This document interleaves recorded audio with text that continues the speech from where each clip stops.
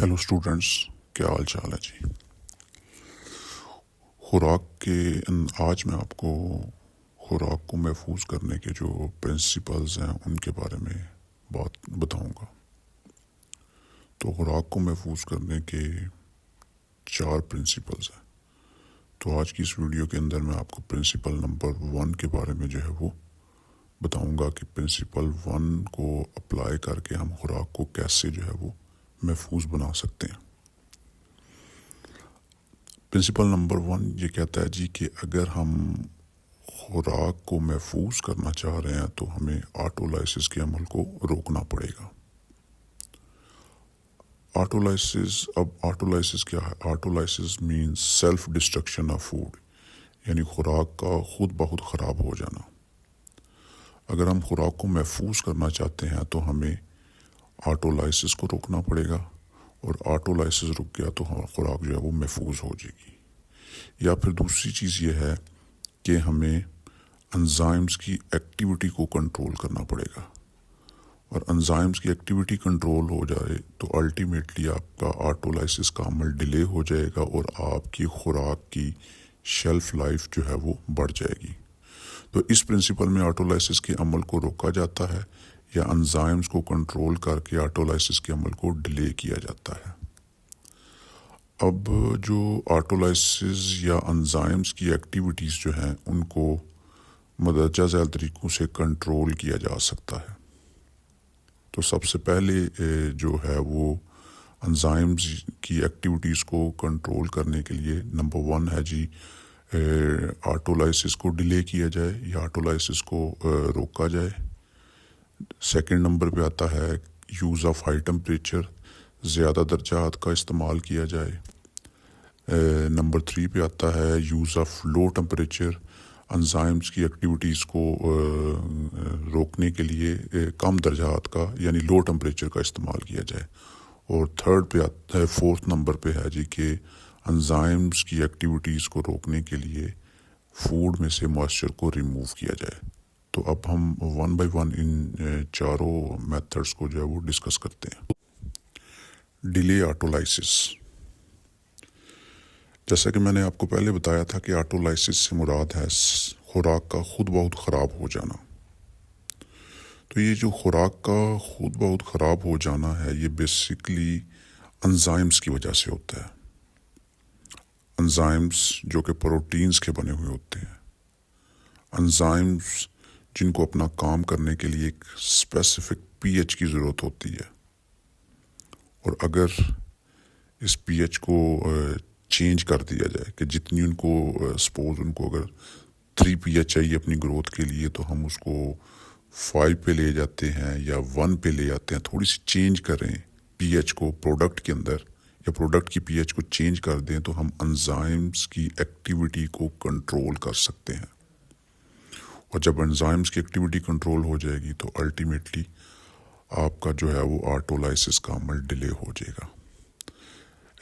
Market के अंदर बहुत सारी आपको ऐसी प्रोडक्ट्स मिलेंगी जिसके अंदर हम ऑटोलाइसिस का अमल जो है वो डिले करते हैं या ऑटोलाइसिस का अमल रोक देते हैं।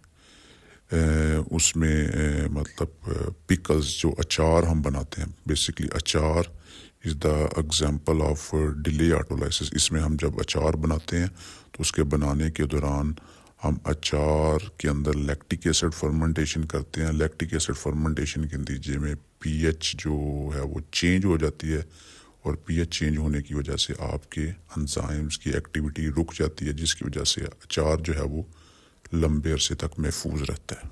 यूज़ ऑफ हाई टेम्परेचर, ज़्यादा दर्जा हरारत का इस्तेमाल। एंजाइम्स को अपनी एक्टिविटीज़ के लिए एक मखसूस दर्जा हरारत की ज़रूरत होती है। अगर इस दर्जा हरारत को ज़्यादा कर दिया जाए तो एंजाइम्स की एक्टिविटी को कंट्रोल किया जा सकता है।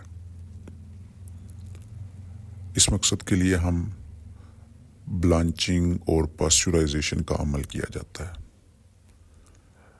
फ्रूट्स एंड वेजिटेबल इंडस्ट्रीज़ के अंदर एक ब्लांचिंग का प्रोसेस होता है। उस प्रोसेस के अंदर हम फ्रूट्स एंड वेजिटेबल की ब्लांचिंग करते हैं। تو اس بلانچنگ کے عمل کے نتیجے میں، بلانچنگ ایک ہائی ٹمپریچر کی ٹیکنیک ہے، اس میں ہم کیا کرتے ہیں کہ فروٹس اینڈ ویجیٹیبلس کو بوائل واٹر کے اندر، ابلتے ہوئے پانی کے اندر ڈپ کر کے باہر نکالتے ہیں۔ اس سے کیا ہوتا ہے کہ جیسے ہی انزائمز کو ہائی ٹمپریچر ملتا ہے تو ان کی ایکٹیویٹیز جو ہے وہ رک جاتی ہے، اور جب ایکٹیویٹی رکے گی تو اس سے آپ کا آٹولائسس کا عمل رک جائے گا اور آپ کی خوراک کی شیلف لائف جو ہے وہ ایکسٹینڈ ہو جائے گی۔ یوز آف لو ٹمپریچر، کم درجات کا استعمال۔ جیسا کہ میں نے آپ کو پہلے بتایا کہ انزائمز کو اپنی ایکٹیویٹیز کے لیے ایک خاص قسم کے ٹمپریچر کی ضرورت ہوتی ہے۔ موسٹلی جو انزائمز ہوتے ہیں یہ روم ٹمپریچر پہ بیسٹ ورک کرتے ہیں، تو ہم ان کی ایکٹیویٹیز کو اگر کنٹرول کرنا چاہ رہے ہیں تو ہمیں انزائمز کی جو ایک سٹینڈرڈ ٹمپریچر ہے جس پہ وہ کام کرتا ہے اس کو لو کرنا پڑے گا، اس کو بہت ہی کم کرنا پڑے گا۔ جب ٹمپریچر کم ہوگا تو انزائمز کی ایکٹیویٹیز جو ہے وہ رک جائیں گی، وہ اپنا کام کرنا چھوڑ دے گا اور اس سے آپ کا آٹولائسس کا عمل رک جائے گا۔ اس مقصد کے لیے ہم فوڈ انڈسٹریز کے اندر چلنگ اور ریفریجریشنز کا عمل کیا جاتا ہے۔ یہ چلنگ اینڈ ریفریجریشن یہ دونوں ایک لو ٹمپریچر کی ٹیکنیکس ہیں۔ مثال کے طور پہ ڈیری انڈسٹری کے اندر ہم دودھ کے اندر جو ہے وہ انزائمز کی ایکٹیویٹیز یا آٹولائسس کے عمل کو روکنے کے لیے ملک کو لیس دین 10 ڈگری سینٹی گریڈ پہ چل کیا جاتا ہے۔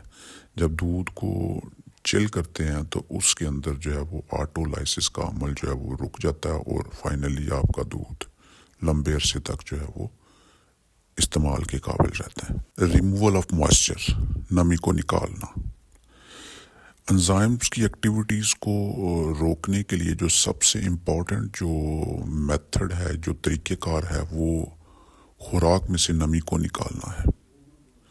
انزائمز کو اپنے ریئیکشنز کے لیے نمی کی ضرورت ہوتی ہے، موئسچر کی ضرورت ہوتی ہے، اور یہ ریئیکشن نمی کی غیر موجودگی میں مکمل نہیں کر سکتے۔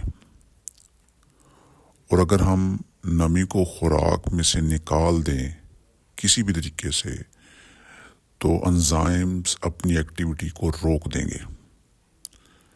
نمی کو نکالنے کے لیے درجہ ذیل طریقے استعمال ہوتے ہیں، جن میں نمبر 1 پہ آتا ہے سن ڈرائنگ اینڈ ڈی ہائیڈریشنس۔ اور سن ڈرائنگ کے اندر ہم یہی کرتے ہیں کہ خوراک کو ڈائریکٹلی سن ریز کے سامنے رکھا جاتا ہے اور سورج کی جو شعائیں ہیں وہ خوراک کو ڈرائی کر دیتی ہیں، نمی ریموو ہو جاتی ہے، انزائمز کی ایکٹیویٹی رک جاتی ہے اور خوراک کی شیلف لائف بڑھ جاتی ہے۔ اور اس طریقے سے ڈی ہائیڈریشنز یہ بھی ایک انڈسٹریل پروسیس ہے، اس کے اندر ہم کنٹرول کنڈیشنز کے تحت موئسچر کو جو ہے وہ ریموو کرتے ہیں اور اس سے انزائمز جو ہے اس کی ایکٹیویٹی رک جاتی ہے اور خوراک کی شیلف لائف جو ہے وہ آہستہ آہستہ بڑھنا شروع ہو جاتی ہے۔ تو اس کے علاوہ بھی کافی سارے میتھڈس ہیں جو کہ موئسچر کو ریموو کرنے کے لیے استعمال کیے جاتے ہیں۔